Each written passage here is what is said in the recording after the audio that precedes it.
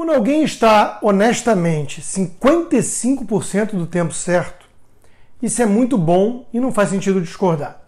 Se alguém está 60% do tempo certo, isso é maravilhoso. Sinal de que boa sorte dessa pessoa e que ela deve agradecer a Deus. Mas o que deve ser inferido sobre estar 75% certo? Os sábios diriam que é algo suspeito. Bem, que tal 100% certo? Quem quer que diga que está 100% certo é um fanático, um criminoso e o pior tipo de crápula. Essa frase é de um velho judeu da Galícia e essa passagem consta como epígrafe no livro Mente Cativa, de Czesław Miłosz, polonês Prêmio Nobel da Literatura. Ele relata o ambiente tóxico das democracias populares, eufemismo para os regimes ditatoriais comunistas do leste europeu, onde o debate de ideias fora substituído pela doutrinação ideológica e a necessária aquiescência com a opinião oficial estabelecida.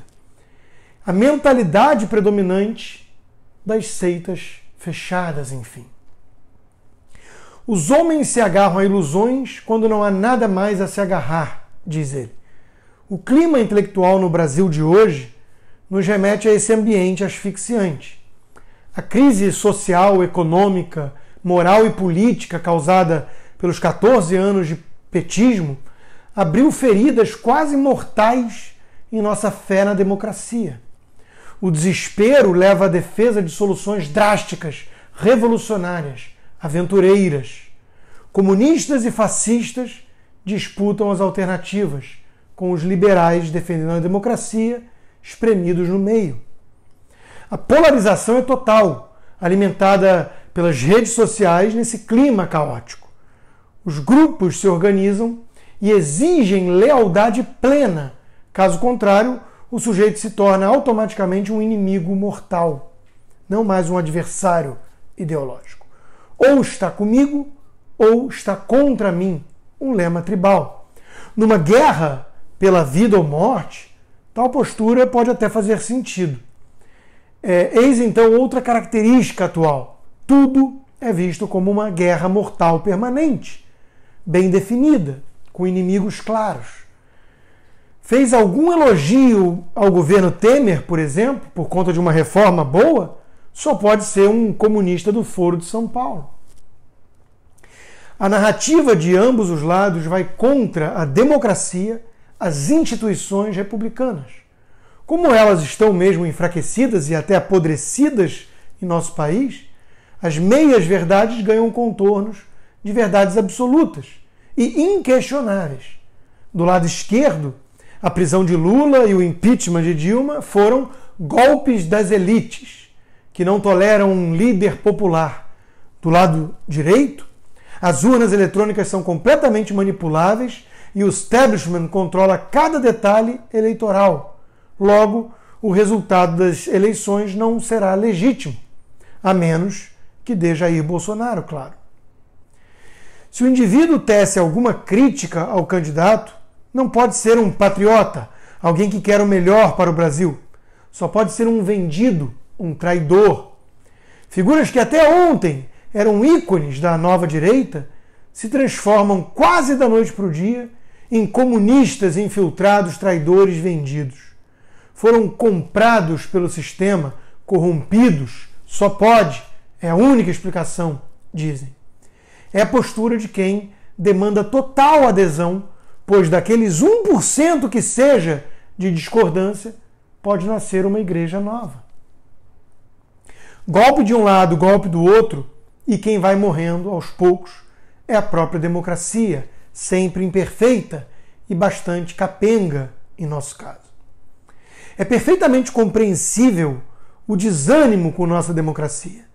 Mas será que o caminho é mesmo um regime autoritário do bem, um déspota esclarecido? Que a esquerda sempre se pregou algo dessa natureza, nós sabemos. Mas é lamentável ver a quantidade de gente à direita que se diz conservadora pregando um caminho semelhante. A eternidade, a perfeição será sempre imaginária, enquanto o real será sempre corrupto, finito, imperfeito. O homem, sonhando com a imortalidade imaginária, irá considerar corrupto tudo aquilo que representa um obstáculo a esse ideal. O sacrifício desses corruptos parecerá um preço pequeno a se pagar em nome de uma salvação coletiva eterna. Para criar o paraíso terrestre de justiça, de igualdade ou ordem, e que vai vir logo ali, o que são algumas cabeças enforcadas ou degoladas pelo terror de Robespierre? A Revolução Francesa tinha um tom messiânico.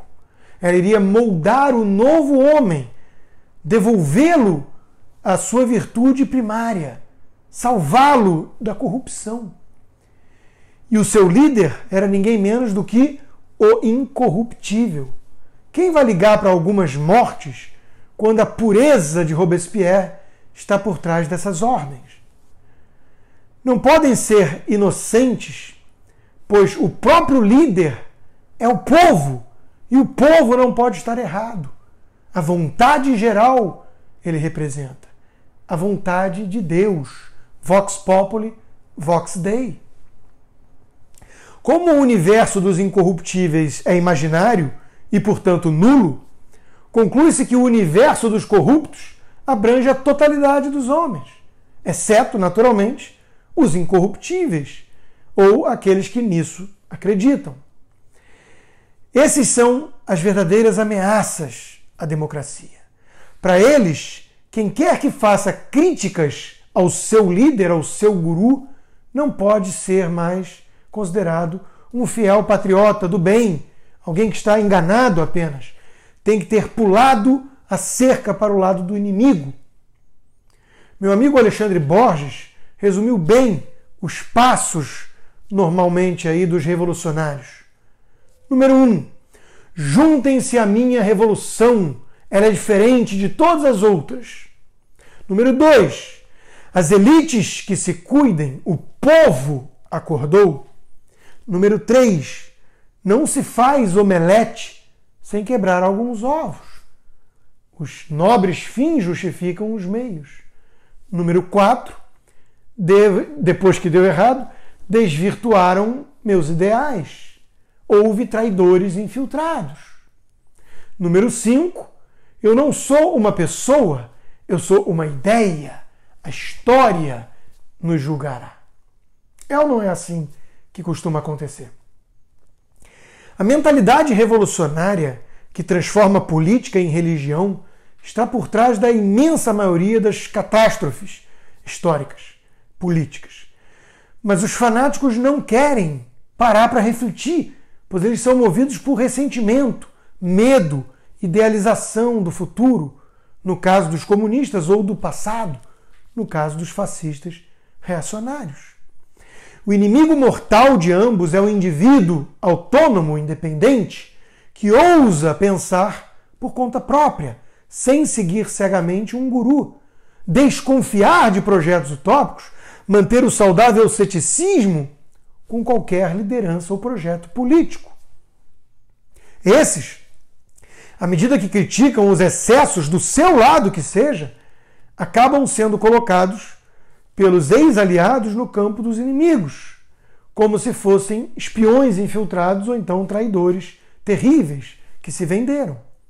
Um a um, os nomes vão sendo cortados do hall de ícones do movimento e passam a configurar a lista negra dos adversários que devem ser eliminados. Stalin mandava apagar das fotos antigas os camaradas que viraram traidores.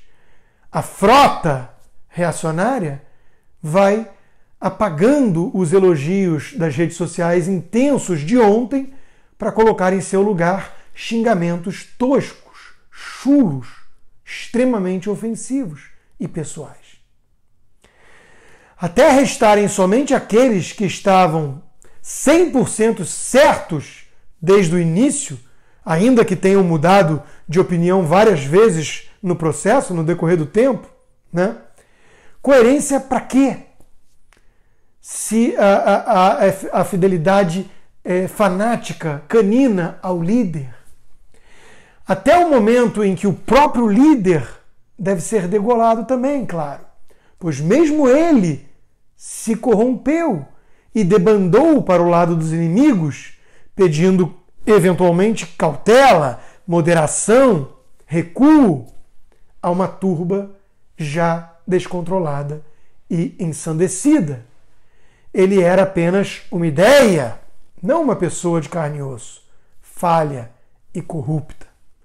O próprio Robespierre, assim como Danton e tantos outros líderes jacobinos, foram degolados pelo terror que ajudaram a criar. Que isso sirva de reflexão.